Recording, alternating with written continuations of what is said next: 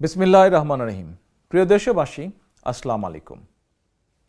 আজ এক কঠিন সন্ধিক্ষণে দাঁড়িয়ে আমাদের প্রিয় মাতৃভূমি বাংলাদেশ একদিকে দুর্নীতিবাজ হাসিনার অবৈধ ক্ষমতার লোভ, অন্যদিকে দেশের 18 কোটি মানুষের স্বার্থ। একদিকে ফ্যাসিস্ট হাসিনা আর তার মাফিয়া চক্র, অপরদিকে গণতন্ত্রকামী জনগণ। একদিকে ভোট ডাকাত হাসিনা, অপরদিকে লুণ্ঠিত ভোটের অধিকার আদায়ের দাবিতে 12 কোটি ভোটার। অথচ বিনা ভোটে ক্ষমতায় থাকতে নির্বাচনের নামে 7ই জানুয়ারি আবারও প্রতারণার জাল বিছানো হয়েছে দেশের মানুষের সামনে। দুর্নীতিবাজ হাসিনার অবৈধ ক্ষমতা লিপ্সার কারণে বাংলাদেশের সামনে অপেক্ষা করছে ভয়ঙ্কর এক বিপদ। প্রিয় দেশবাসী, মাফিয়া চক্র গত 15 বছরে বিশ্বের বিভিন্ন দেশে নিজেদের জন্য নিরাপদ আবাস গড়ে তুলেছে। দেশের কোনো বিপর্যয় দুর্নীতিবাজ এই টাকা পাচারকারী মাফিয়া চক্রের কিছুই হবে না। মাফিয়া চক্রের কাছে বাংলাদেশ শুধুই একটি লুটপাটের কারখানা। বরং দেশের যে কোনো বিপর্যয় কিংবা দুর্ভিক্ষের প্রথম শিকার হবেন এই দেশের কৃষক, শ্রমিক, স্বল্প আয়ের তথা মেহনতি মানুষ। সুতরাং বাংলাদেশের সামনে আসন্ন যে মহা বিপর্যয়, তা যদি আমরা এড়াতে চাই, আপনার স্বার্থে, আপনার পরিবারের স্বার্থে, দেশের প্রতিটি নাগরিকের স্বার্থে নির্বাচনের নামে 7ই জানুয়ারির বানর খেলার আসর বর্জন করার কোনোই বিকল্প নেই।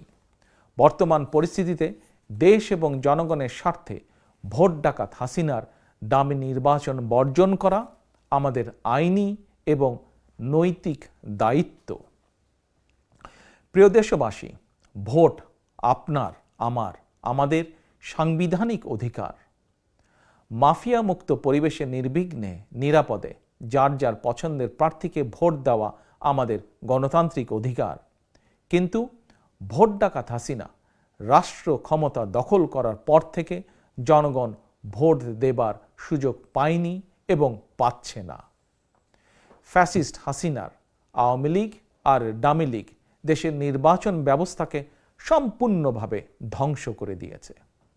নির্বাচন এলেই এই মাফিয়া চক্র বানরের পিঠাভাগের মতন নিজেদের মধ্যে আসন ভাগাভাগি শুরু করে।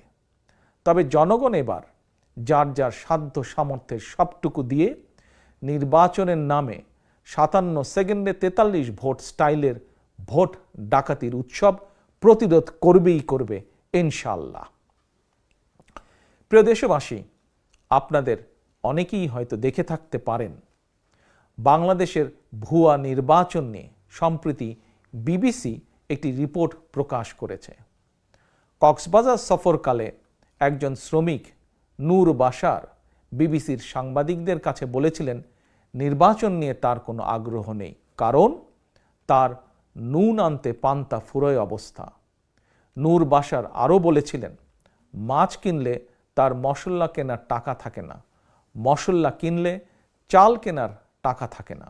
সুতরাং নির্বাচন নয়, নূর বাশারের চিন্তা কিভাবে তিনি ঋণের টাকা ফেরত দিবেন।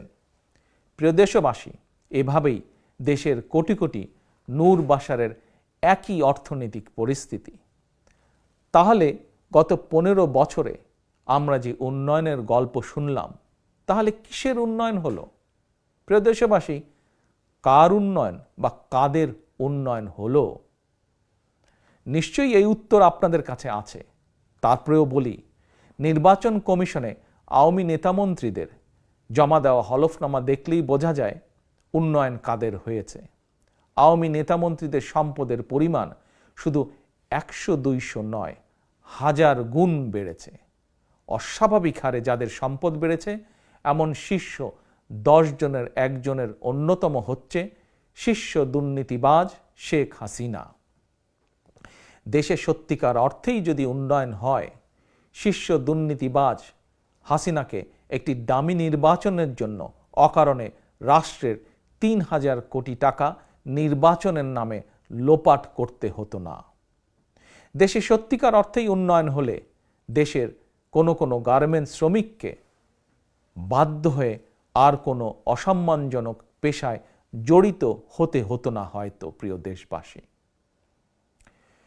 দেশবাসী, 7ই জানুয়ারির ডামি নির্বাচনের ভোট বর্জন এবং ঘোষিত চলমান ও অসহযোগ আন্দোলনের সমর্থনে বিএনপি এবং গণতন্ত্রের পক্ষের আরও ৬২টি রাজনৈতিক দলের পক্ষ থেকে আজ 6ই জানুয়ারি শনিবার সকাল 6টা থেকে 48 ঘন্টার হরতাল কর্মসূচি শুরু হয়েছে।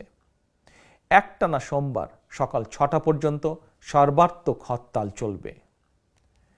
প্রিয় দেশবাসী, 90-এর স্বৈরাচার বিরোধী আন্দোলন থেকে শুরু করে আজ পর্যন্ত বিএনপি যত রাজনৈতিক কর্মসূচি পালন করেছে, প্রতিটি রাজনৈতিক কর্মসূচি সফল হয়েছে জনগণের সমর্থনে, জনগণের সহযোগিতায়।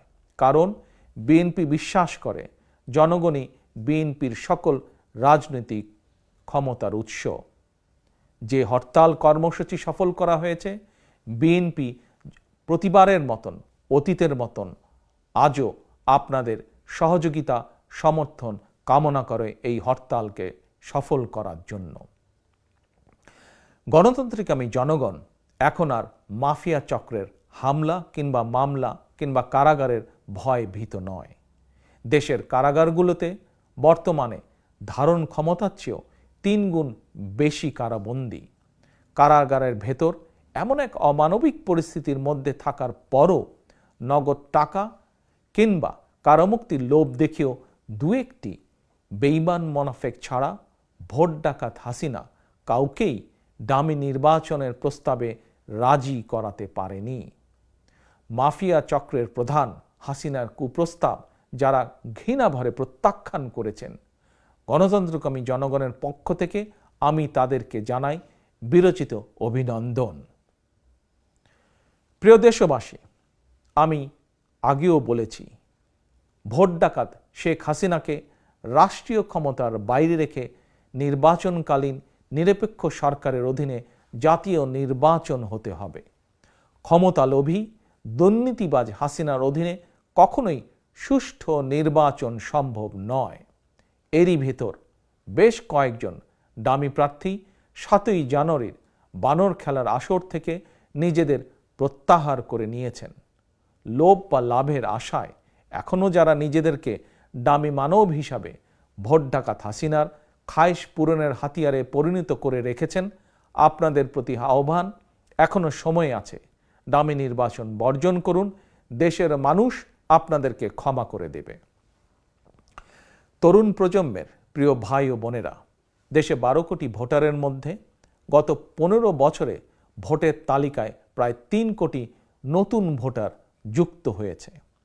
নতুন ভোটার হলেও এই তরুণ প্রজন্ম ভোট ডাকাত হাসিনার অধীনে অনুষ্ঠিত একটি জাতীয় নির্বাচন বা লোকাল নির্বাচনে ভোট দেবার সুযোগ পায়নি। ফ্যাসিস্ট হাসিনা ক্ষমতায় থাকলে এই তরুণ প্রজন্ম কখনোই নির্ভয় নিরাপদে ভোটের অধিকার প্রয়োগের সুযোগ পাবে না। তরুণ প্রজন্মের প্রিয় ভাই বোনেরা, তোমরা কি ফ্যাসিবাদ মুক্ত একটি গণতান্ত্রিক মানবিক বাংলাদেশ চাও? যদি তাই হয়ে থাকে তাহলে 7ই জানুয়ারির নির্বাচনের নামে বানর খেলার আসর বর্জন করতে হবে এবং তা করার মাধ্যমে দেশে ফ্যাসিবাদের কবর রচনা করতে হবে। প্রিয় দেশবাসী, আপনাদের কাছে আমার কিছু প্রশ্ন, কিছু জিজ্ঞাসা। আপনারা কি বিডিআর পিলখানার সেনা হত্যাযজ্ঞের প্রকৃত বিচার চান? আপনারা কি আপনাদেরই ভাই বোন স্বজনদের গুম খুন অপহরণের বিচার চান? আপনারা কি শাপলা চত্বরের গণহত্যার বিচার চান? প্রিয় দেশবাসী, প্রিয় সাংবাদিক ভাই বোনেরা, আপনারা কি সাগর রুনি হত্যার মতন আরও বহু সাংবাদিক নির্যাতন হত্যার বিচার চান? আপনারা কি বাংলাদেশ ব্যাংকের ফরেন রিজার্ভ ফান্ডের লোপাট হওয়া টাকা দেশে ফেরত আনতে চান? প্রিয় দেশবাসী, দেশ থেকে কিছু টাকা পাচারকারী 11 লক্ষ কোটি টাকা পাচার করে দিয়েছে। আপনারা কি তাদের বিচার চান এবং আপনাদের কষ্টার্জিত সেই অর্থ দেশে কি ফেরত আনতে চান? প্রিয় দেশবাসী, আপনারা কি আওয়ামী বাজার সিন্ডিকেটদের বিচার চান, যারা প্রতিনিয়ত সমাজের প্রতিটি মানুষকে কষ্ট দিয়ে চলেছে? তাদের কি বিচার আপনারা চান? প্রিয় দেশবাসী, আপনারা কি কৃষক, শ্রমিক, স্বল্প আয়ের মানুষ সহ প্রতি শ্রেণী পেশার মানুষের জন্য একটি নিরাপদ বাংলাদেশ চান? প্রিয় দেশবাসী, আপনারা কি সংবাদপত্রের স্বাধীনতা, মানবিক মর্যাদা চান? প্রিয় তরুণ সমাজের ভাই ও বোনেরা, তোমরা কি ধর্মীয় সামাজিক মূল্যবোধের আলোকে কর্মমুখী শিক্ষা ব্যবস্থা চাও? প্রিয় দেশবাসী, আপনারা কি ভোট ডাকাত যারা গত 15 বছর ধরে আপনাদের ভোট ডাকাতি করেছে তাদের বিচার চান? প্রিয় দেশবাসী, আপনাদের প্রতি আমার জিজ্ঞাসা, আপনারা কি প্রতিবেশী একটি দেশের আধিপত্যবাদ মুক্ত, স্বাধীন, সার্বভৌম বাংলাদেশ চান? সর্বোপরি, আমরা কি জনগণের ভোটে জনগণের কাছে জবাবদিহিতামূলক একটি সরকার প্রতিষ্ঠা করতে চাই? যদি তাই হয়ে থাকে, তাহলে আসুন আমরা দুদিনের সর্বাত্মক হরতাল সফল করি। আসুন আমরা সবাই মিলে 7ই জানুয়ারির ভোট বর্জন করি। আসুন আমরা আওয়াজ তুলি, 7ই জানুয়ারির ভোট থেকে বর্জন করি, 7ই জানুয়ারি ভোট কেন্দ্রে যাওয়া থেকে বিরত থাকি। 7ই জানুয়ারি সারাদিন পরিবারকে সময় দিন।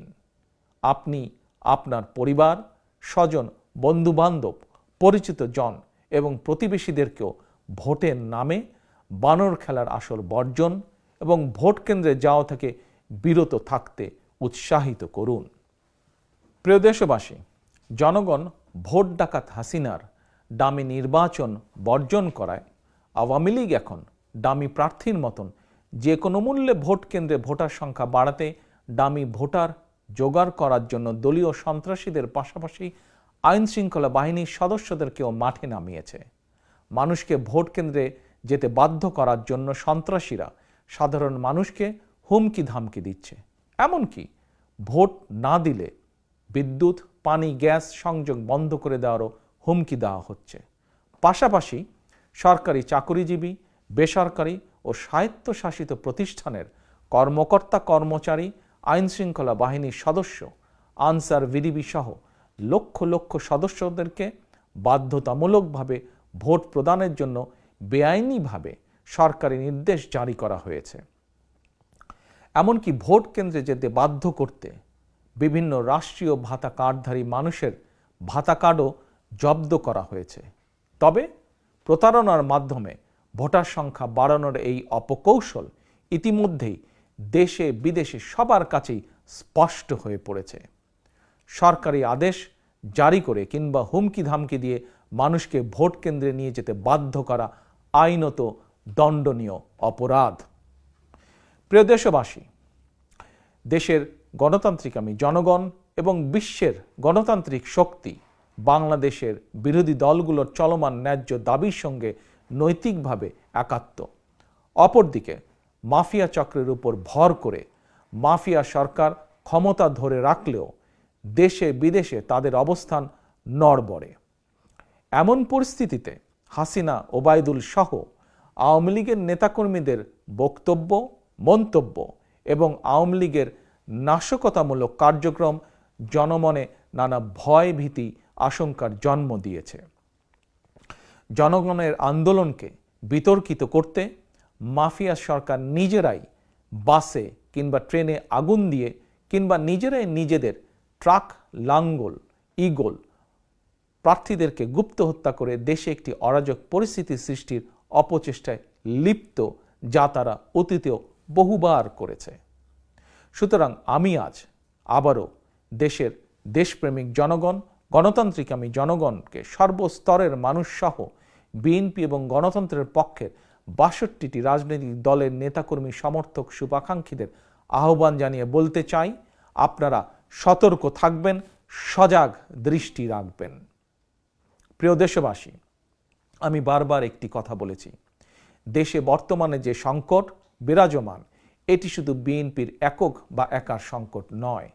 যারা রাজনীতি করছেন কিংবা যারা রাজনীতি করছেন না, আপনারা কিন্তু কেউই বিপদমুক্ত নন। Mother of democracy Begum Khaleda জিয়ার বিরুদ্ধে বানায়ট মামলায় ফরমাইশি কারাদণ্ডের বিষয়টিও বিচ্ছিন্ন করে দেখার কোনোই সুযোগ নেই। স্বাধীনতা প্রিয় দেশপ্রেমিক জনগণ বিশ্বাস করে দেশে তাবেদারি শাসন প্রতিষ্ঠার সুদূর প্রসারী ষড়যন্ত্রের অংশ হিসেবেই দেশনেত্রীর বিরুদ্ধে এই জেল, এই জুলুম। দেশে ফ্যাসিবাদ কায়েমের পর বর্তমান বাস্তবতা হচ্ছে একজন গার্মেন্ট কর্মী থেকে নোবেল লরিয়েট মানবিক মর্যাদা হারিয়ে প্রত্যেকেই আজ ফ্যাসিবাদী আক্রমণের শিকার। এখন আর কারোরই রেহাই মিলছে না। প্রিয় দেশবাসী, বাংলাদেশের আকাশে আজ শকুনের থাবা। পাক হানাদার রাজাকারদের পরাজিত করে 1971 সালে লক্ষ প্রাণের বিনিময়ে আমরা যে লাল সবুজের পতাকা অর্জন করেছিলাম, গত 15 বছরে ধীরে ধীরে বাংলাদেশের সেই স্বাধীনতার পতাকা খামচে ধরেছে 90 আওয়ামী রাজাকার চক্র। খুনি, রক্তপিপাসু, ভোট ডাকাত হাসিনার অবৈধ ক্ষমতার লিপ্সার কারণে শুধু গণতন্ত্র নয় কিংবা মানবাধিকারই নয়, দেশের স্বাধীনতা সার্বভৌমত্ব এখন হুমকির সম্মুখীন। এখনো সময় আছে। আমরা যদি এখনই জেগে না উঠি তাহলে সেদিন বেশি দূরে নয়, তাবেদার সরকারের পররাষ্ট্রমন্ত্রী আবুল মোমেনের মতন ক্ষমতায় থাকার জন্য প্রকাশ্যেই অন্য দেশের করুণা ভিক্ষা করতে হবে। স্বাধীন বাংলাদেশের নির্বাচন করতে হলে মেহেরপুরের আওয়ামী লীগের রাজাকার মান্নানের মতন নিজেদেরকে অন্য দেশের প্রার্থী হিসাবে পরিচয় দিতে হবে। প্রিয় দেশবাসী, এখনো সময় আছে। আমরা যদি এখনই জেগে না উঠি সেদিন হয়তো আর বেশি দূরে নয়, আমাদেরকেও হয়তো নিজ ভূমিতেই নির্যাতিত ফিলিস্তিনদের মতন একই ভাগ্য বরণ করতে হবে। প্রিয় দেশবাসী, সুতরাং গণতান্ত্রিক আমি প্রতি ভোটারের প্রতি আমার আহ্বান, রাষ্ট্রের একজন নাগরিক হিসাবে যারা আপনাকে গত 15 বছর অধিকার বঞ্চিত করে রেখেছে, তাদেরকে আপনি 7ই জানুয়ারি রবিবার অন্তত একদিন বয়কট করুন। বিশ্বাস রাখুন, আপনার এই একদিনের সিদ্ধান্তেই বাংলাদেশে ফ্যাসিবাদের সরকারের কবর রচিত হবে ইনশাল্লাহ। স্বাধীনতার সম্মান, গৌরব, মর্যাদা ফিরে পাবে মুক্তিযুদ্ধের মাধ্যমে অর্জিত লাল সবুজের পতাকা। আল্লাহ হাফেজ। বাংলাদেশ জিন্দাবাদ। বাংলাদেশ জাতীয়তাবাদী দল জিন্দাবাদ।